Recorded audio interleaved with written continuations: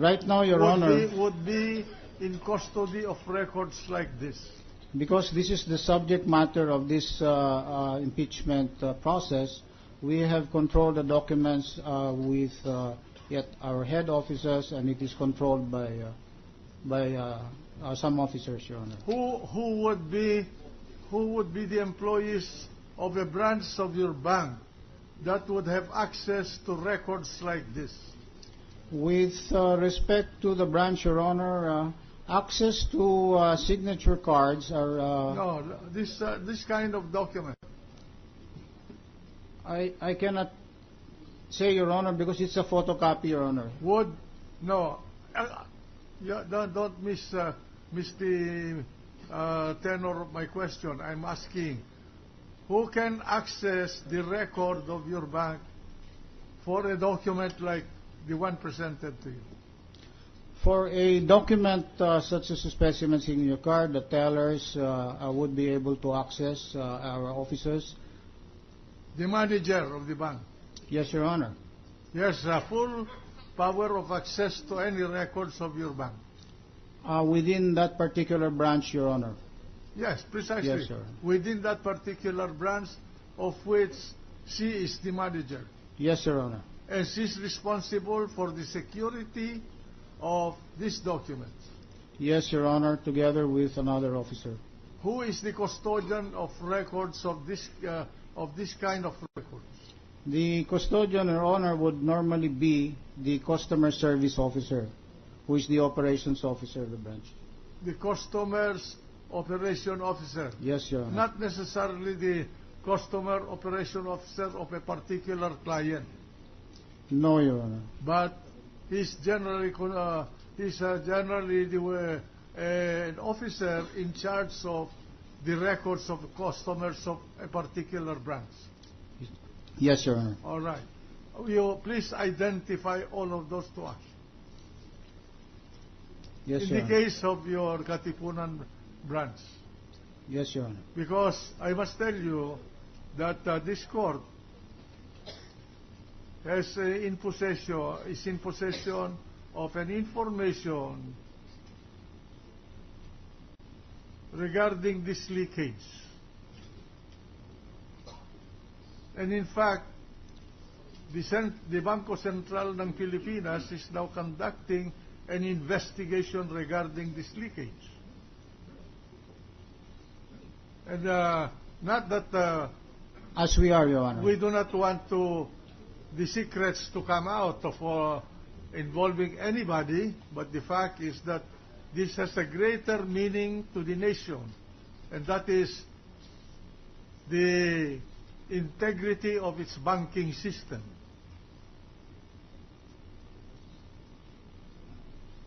So, bring the manager here to answer questions. Your Honor, if I may, we also do conduct reviews, etc. And in our determination, because this matter was being brought about earlier, we actually determined that as far as we believe, documents that were floating around did not come from the bank. Where will it come from then? I have no idea. From heaven? I have no idea, Your Honor, because if we will compare them with the original documents, there are differences. Are you saying that your security procedure in your bank is loose? No, I'm not, Your Such Honor. that it can be accessed by just anybody photographing sensitive documents like this? These documents we cannot comment on because we have not seen them. As I said,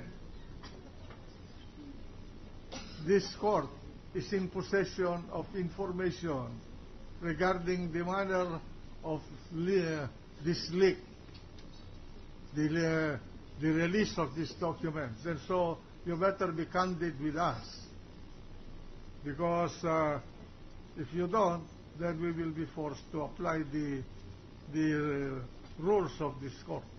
Your Honor, in all candidness, we have gone through a process of auditing this, and we have determined that based on what we have as original documents, those documents floating around do not come from PS Bank.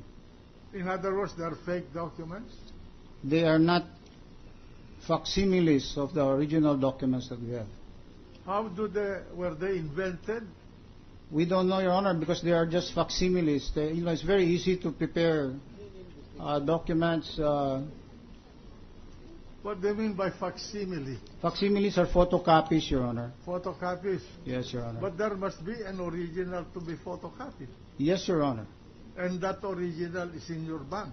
Yes, Your Honor. So the question is, would a fly or a rat or an epis go to your bank to photocopy those documents? No, Your Honor. But if we will compare the original versus the photocopied document, it does not appear to be a photocopy of the original. Then you produce the original. Yes, Your Honor. So that we can compare this. Then the prosecution will have a lot of things to answer for this. If indeed they do not jive with your original documents, how they came into possession of these documents. They say it was given to them anonymously. Well, Your Honor, if I may point out, the subpoena stipulates 10 accounts, and it stipulates that they are based on documents presented for those particular years. And we have certified, Your Honor, that in some of the years, no such account was actually in existence. Correct. So on that basis, sir. Yes. Correct.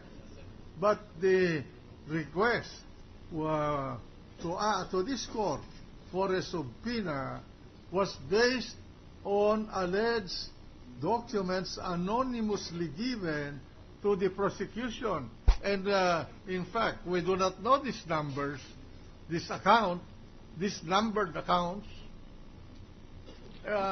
Your Honor, I cannot comment before it was shown to it was supplied to us by the requesting prosecution panel. And they claim that this came from an anonymous source, but they reflect accounts in your bank. Your Honor, we cannot comment on documents presented to this court by any other party except us. We received this particular, because we really do not know who presented this particular subpoena. But you are not denying that these accounts exist in your record. Your Honor, by our certification, based on the subpoenas that were provided here on certain accounts, on the years that they are required, what we are required to present, they were not in existence, so they must be fake. The question is, you are not denying that these account numbers are account numbers existing in your record.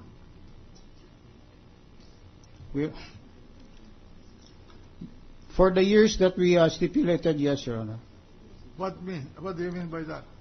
Because in our certification, Your Honor, for certain years, as we were required to present information on accounts allegedly open. For certain years, those accounts had not yet even been opened. All right. I'll ask you, and listen carefully.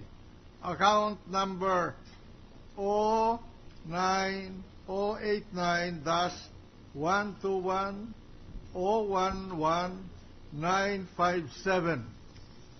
Does this account exist in your record?